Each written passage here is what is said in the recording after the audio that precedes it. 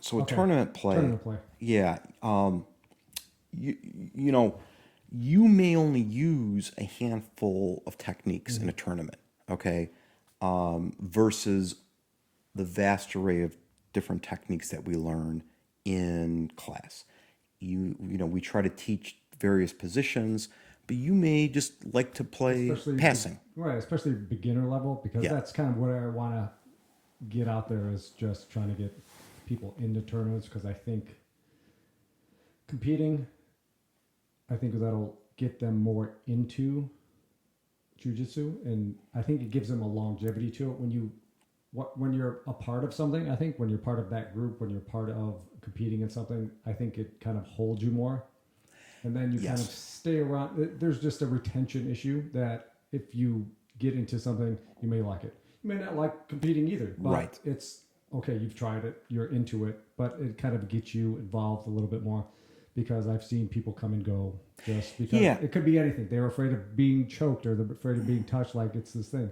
Yeah, it's that thing. Sure, it's weird to be choked or touched in jujitsu, but after a while, that's just you kind of get used to it. yeah. Yeah. So you know, competing in general, regardless, again, people that play golf don't necessarily compete. I'll give you another example. Like my brother-in-law just ran the Chicago Marathon for the Mm-hmm. first time, and he did a great job. But does that mean that he's going to start running 5 marathons a year or what have you? Right?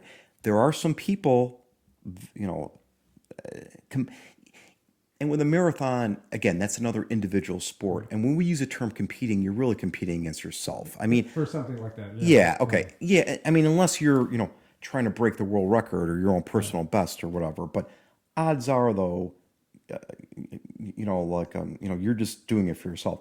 But what I'm getting at is that just because you do a sport doesn't necessarily mean that you're going to jump both feet in all in. Mm-hmm. One of the things that I really think, though, that is important, and this is for one of the things I wanted to mention is that I think that for the length of time that I've done jujitsu, I think that to have other interests in other sports is actually very important because I think it's possible to get burnt out doing this as well No, too. I'm glad you brought that up Yeah, too. I mean, you can finish your. I yeah, That's part of it. I wanted to talk about too, just because of your interest in these two opposite cultural yeah. kind of sports, And American then and Brazilian, doing yes, other things. and then I want to add. So I can kind of actually walk you through some of my. You know what? I mean, whenever it's appropriate with Mm-hmm. you, we'd like to walk through some of like what I've done preparation wise outside of jujitsu. Okay, but I'm saying actual sports. Okay, so for example, like okay, play golf. And one thing that I started getting involved in this 35 years ago. I was last time I picked up a tennis racket. I'm starting to play tennis again. Okay, and I really like it. Mm-hmm.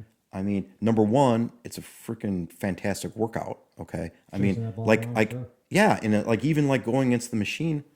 I mean, like I've like in the summertime, like I'm completely drenched in sweat. So from a cardio standpoint and all that, it's great. And I think that to have fun, to doing other things, I think is important because I think that jujitsu is interesting. There was a quote that I heard that I still to this day think about this. There used to be a very good competitor. His name was Haleta. Okay, in Portuguese they don't pronounce the R's; they Mm-hmm. pronounce them as H's. So in English it would be an R. So Roleta. I'd be I done highly. So whatever. yeah, and I know. I'm I always Jeff find Hose. that so weird. Well, I and try to that's explain it to why people. a Yeah. lot of I'm Jeff Hozovics, like is so I hear that all the time That's from funny. Brazilians. Yeah, Hey, what was it? but yeah, and but with that being said, the quote was, and I still remember this, is that, and this is back from the 2000s maybe. I think that's when I was a competitor. But I read this in a magazine. Jiu-Jitsu requires professional level dedication, but gives amateur results. And if you really think about Mm-hmm. that, jiu-jitsu I mean, it's expanding professionally, but for the level that I'm competing and so forth, I call it's a serious hobby. And I think that to succeed or or the fire to compete, I think it's just, I give kudos to my competitors that are, kind of keep that bar up high. But I do think though that, like I said before, it competing in a jiu-jitsu tournament, that's not the end all for learning jiu-jitsu at all. I think it's just one of the aspects of doing it. And, one of the big mistakes that I made earlier on is I would only compete in the major tournaments. And in IBJJF speak, that means the PANs, the World Masters, and then I also competed a couple times in the Europeans. Okay, so that was in Lisbon, Portugal. But the thing When is, you're at that level, yeah. I mean, yeah, yeah. I mean, you have to challenge yourself somehow and get at certain levels. But I mean, right. you've been doing it a long time. I have, Yeah. I have been in. So, But my point is that one of the things that I changed up, and I did this pre-COVID, was I started competing a lot more in the smaller tournaments. And smaller is not fair. I mean, we'll call them regional tournaments, Sure. right? Because Chicago Open's smaller it's a pretty sizable tournament, right? But I had a trainer who's a black belt in jiu-jitsu as well as judo. He's a fantastic, but at both. But he got me to thinking. He's like, you need to compete to compete. You need to practice competing. Okay, so you can't just go to the PANs and start playing around. so you're talking about maybe like a B tournament, a C tournament to kind of get your brain and body wrapped around competing without stressing or having to overcompensate or just. Well, and Don, what's interesting now is so with IBJJF, on top of it is now they accumulate points. So when you go to these various tournaments, so I actually earn points. So that was the rules back in the day for especially competing, if I recall, in the adult worlds. You had to accumulate a number of points in other tournaments. They didn't just want, because if you look at the roster right now at the World Masters, I mean, and I'm talking Master 5. I'm in, so my division is middle heavyweight, which is up to 195 with the gi. Okay, and the gi usually weighs 4 or 5 pounds. I have 195? No, I'm about 185 actually. Okay. Yeah, so I'm under, but I'm getting to the point now where I want to be under, so I'm not even stressed out about making. Yeah. But I have 18 guys in my division, and we're talking 50 years old to 54 years old. Which is that's a lot. A lot for your Yeah, I would say so. Yeah. And you start looking at some of these. You go to Master 4, Master 3, Master 2. I think I saw one that had 60 freaking competitors. Okay, but my point is that I tell you though that not all those guys are competing regularly throughout the year. So it might be one of those. It's like the Chicago Marathon, where it's like, hey, I'm just going to do this one tournament during the year. Elite levels, you have pros, you have elites, and that's in other sports too that I've done. Just because my background is so different, I've come from different backgrounds of sports. Where, like in say triathlon, you have elite level. You can be a regular average Joe, but you're elite level because you've accumulated so many wins or races on a certain level that you can be considered elite and get a elite card. You're not a pro, but you can be an elite. It's like that with the IBJJF too, I think, because you get up in the rankings in points based on your level and belt, and you'll have obviously your level. You're going to have more people in your masters because of your higher rank. Maybe weight, age group that kind of have that, whereas maybe I've tried because I'm an old man too, so there's nobody in my level weight. There was some tournaments there was 0 people, right, which is understandable. I wasn't criticizing it at all. Right. I'm want to see this. They want to see you guys compete. Yeah, and I think that that was more of an issue back in the old days where they were giving out medals and stuff for if you went to a tournament and you only were the only competitor, and all of a sudden now, especially let's face it, now with social media, it's people post all the time, like what they do in the tournaments. But back when I first started competing, we didn't have any of that at all, right? So it wasn't it was always you competed and you did well, or now the thing is, oh, I didn't do my best and all that. Which, look, you're not gonna people. I think this is also goes to a further that you're going to lose, and it's like the kid that's getting A's all the time in class and all of a sudden gets a B. Can they accept that or not? And that may drive some people that if that there's a fear of losing, that they don't want to face that. And I think that there's another point too, is like you also have a lot, and I don't want to, I'm not gonna say any names, but there's people that don't want to compete that actually run academies and so forth because they don't want to, in my opinion, go out there, lose, and embarrass themselves with their students, which I think is a bunch of hogwash because I think that, in my opinion, just going out there and competing and doing your best, that's all, preparing, making weight, doing your best, that's all one can ask for. Sure. And you're going to have people that compete as a profession too. There's people that we know that's they compete as a profession. Absolutely. The amount of race, if you're going to do so many tournaments, you have to train to be prepared for that season. Like if you're doing tournaments a lot, you may get burnt out. You still may be whatever top 10 in the world or something. But if you're doing a lot of tournaments, you're going to break down, possibly get tired. You may get injured just because you're doing so many tournaments and traveling and not recovering. 100%, yes. So you can't say, okay, your point was you're going to get a B, not an A because, okay, dude, you've been doing 20 tournaments a year traveling. Yeah, I know you wanted to win. I didn't do my best, but you've been competing like every month, and that it's not like you're getting your body just beat every tournament, so you don't know. So to that point, it's about training and kind of getting your body ready for a specific tournament, taking a break, coming back. What in a couple things too, and this is kind of interesting. And one thing I don't know, I don't think I've ever told you about this, but and this kind of ties into what I was going to tell you about, like what I would kind of do outside of the gym. All right, but so like I said, I got involved.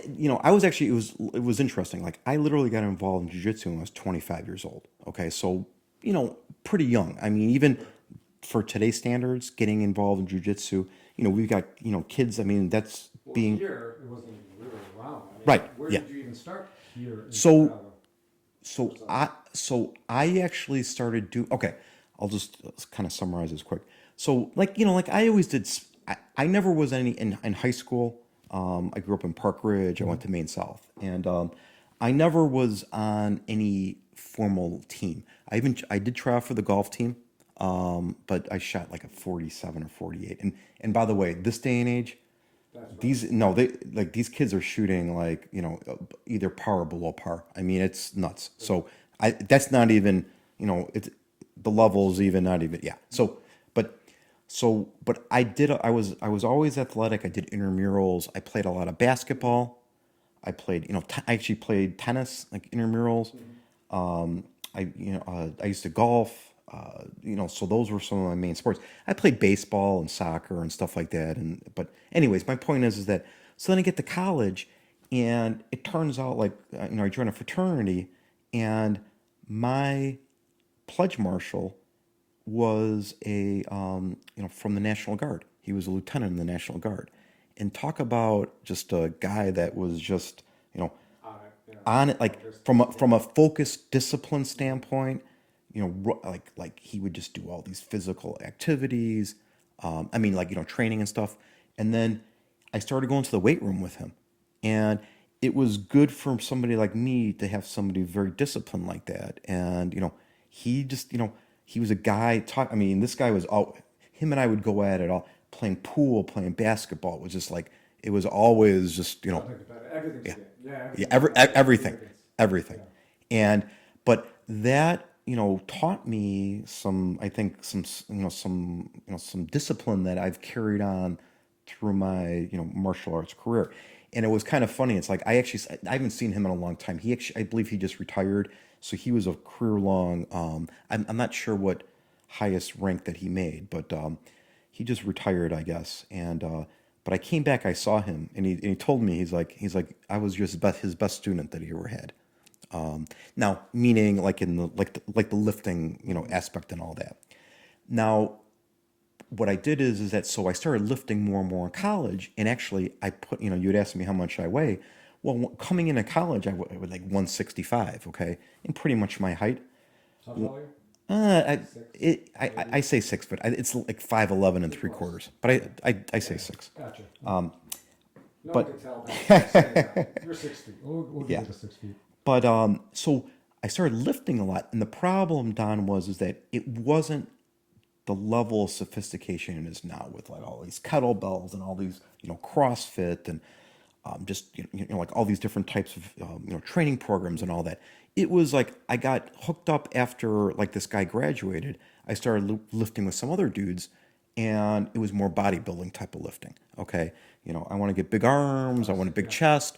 I'm neglecting my back. I'm not doing any legs. You know how that stuff goes. Okay. And yeah, I mean, I was, for whatever reason, being competitive, I wanted to try to bench press as much as I could. Okay. And there was a whole program that I studied off of, like those little, like, max days and like just different reps. Maybe you do different, like flies, you do decline, you do incline, whatever it was. But it was to me a number or just something to obtain. The problem is that, so I started getting bigger and bigger. Okay. Well, it negatively affected my golf game because I lost complete like rotation, like swinging golf club. Yeah. Yeah. And I developed some really bad habits. So people at home, my wrist would break down, they'd flatten out. So then I was coming down across and I started shanking the ball a lot. And guess what? That playing golf where you're hitting the balls, just swirling it the entire round, that's not a fun time in my book. So I actually took some time off from playing golf to pray that my body would kind of forget like the bad habits it learned. Okay, so I want to get into college. You know you're supposed to gain weight in your gut if you're going to be Yeah, a golfer, not in your yes. arms or back. Well, Yeah. here's the thing though too is you look at some of these golfers this day and age. Nowadays, I mean, they're they're athletes now now, they're lifting for sure. Yeah, and Brooks Koepka, Bryson DeChambeau. Tiger Woods is really the start of I it. think he started the whole. Yeah. His arms. I remember when he was a pipsqueak and then Yeah. started filling off his Nike shirts. But The arms. yes, but the guys like the John Daly's Well, and right. the The golfers we grew up. I'm 50. I'll be 51 in November. Yeah. I've always watched the old school guys. So when you were talking about lightning being struck, I immediately thought Lee Trevino got struck 3 times, I think, or Right. something in Yes. his career playing golf, and he was, he survived all those. So yeah, our view of golfers are different than now. Like, yeah, I mean, well, and that's the reason why these guys they're hitting the ball so much further. Yeah, okay. There's been technology changes with the clubs. yeah, but you can There's give that been to me, and I'm not going to do anything. yeah, right. Yeah. And then some people argue about the balls as well, like the way they're compressed Sure. and all that. Okay, and again, and then there's been club changes as well too. Like without getting deep into this, it's just like Right. they changed like the way the box screws, and then I don't know, like 10 years ago on the wedges, because what was happening is that these guys would kill the ball, but they would wind up in the deep rough. But then they'd have these wedges they were able just to hit out and then basically put all the spin on the ball. So they were controlling shots. Now it's a lot more difficult. You're getting penalized if you hit a wayward shot off the tee to recover onto the green.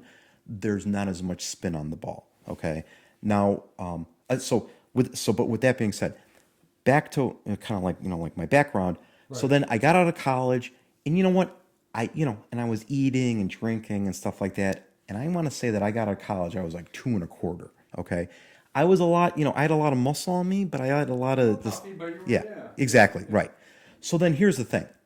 I get out of college, and it was like one of those things. It's like now living in the city.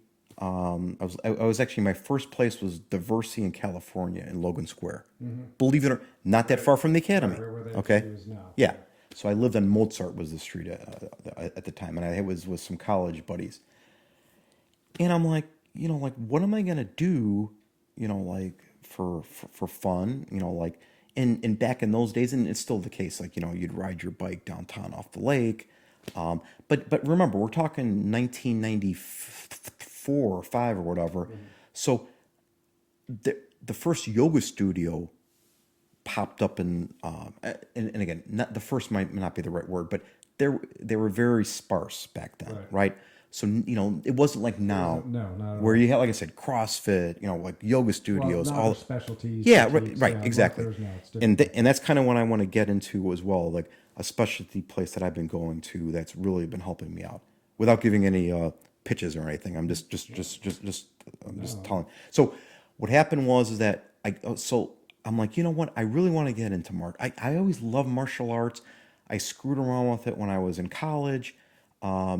I used to actually do a little taekwondo. Kind of, it was almost like it wasn't a class necessarily. It was like an intramural thing that I signed up. Yeah. But I That actually, was always the baseline in Chicago. Like there was a ton of schools, that or kung fu. yeah, right. But I actually, believe it or not, could actually do a roundhouse kick over my head. Okay, so my flexibility level was a lot better back in the day. Okay, part of it was I was younger, but this kind of goes into the story I'm about to tell you. So then I start going to a Hapkido school in off of Irving Park or on Irving Park, and this guy, he was an American, and we would Keller. yes, that's correct. Yeah. You know I have a black belt in Hapkido from in Chicago, right? No, I didn't know Master that. Hyun is Yes, Keller was a student of Hyun. correct. Yes. Okay, so go So ahead, finish yes. your story. Okay. So I had originally looked at, Grandmaster Hyun, and it was funny too. It's like another one that always sticks with me is he had that sign. Remember? He owns that whole building. But remember that saying, "Martial art, not sport." Yes. That was so funny. And Yeah. and Love and that. there is, from what we're talking about too with jujitsu, it's like that divide on sportive techniques versus actual martial art techniques, which is that's I don't say another conversation, but that's Sure. that it's We can but- get into other martial arts yeah. later, yeah. But with that being said, so I wound up visiting Keller, and Keller at the time was actually in Roscoe Village, and he had a number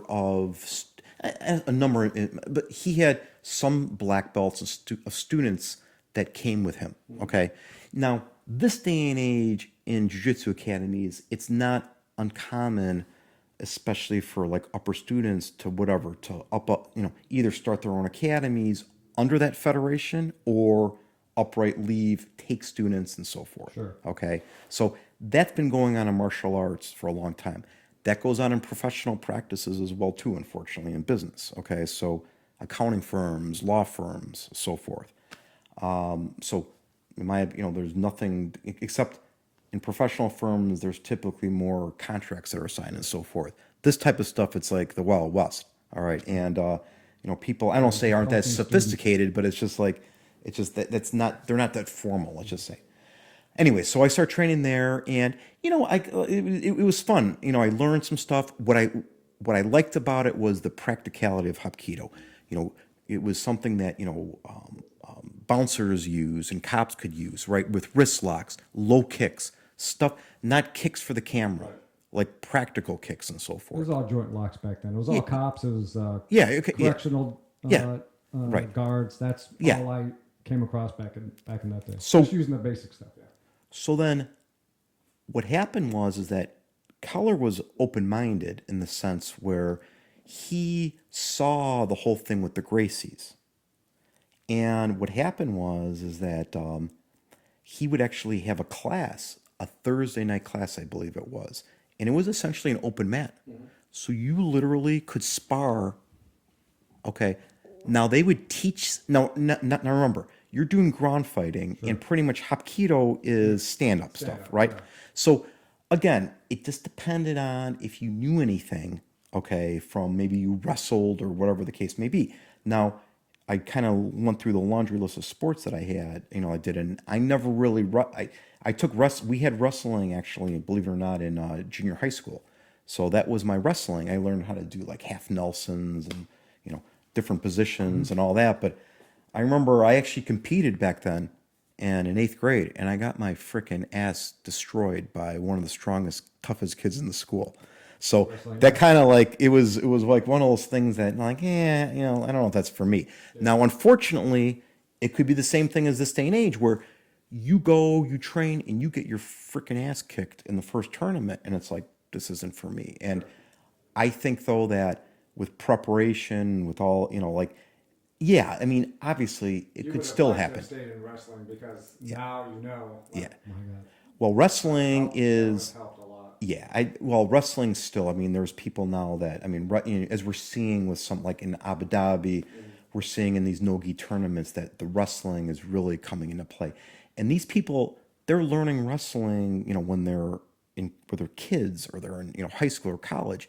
It's not like 50-year-old men that are trying to learn double leg takedowns for the first time.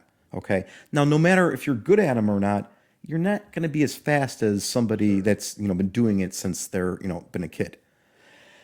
So go to Keller's, do this, and I had a couple bizarre experiences actually. First, how are you on time? Because I know you said you had to. I I can go on for a while. Yeah, That's yeah. fine. So I got 50.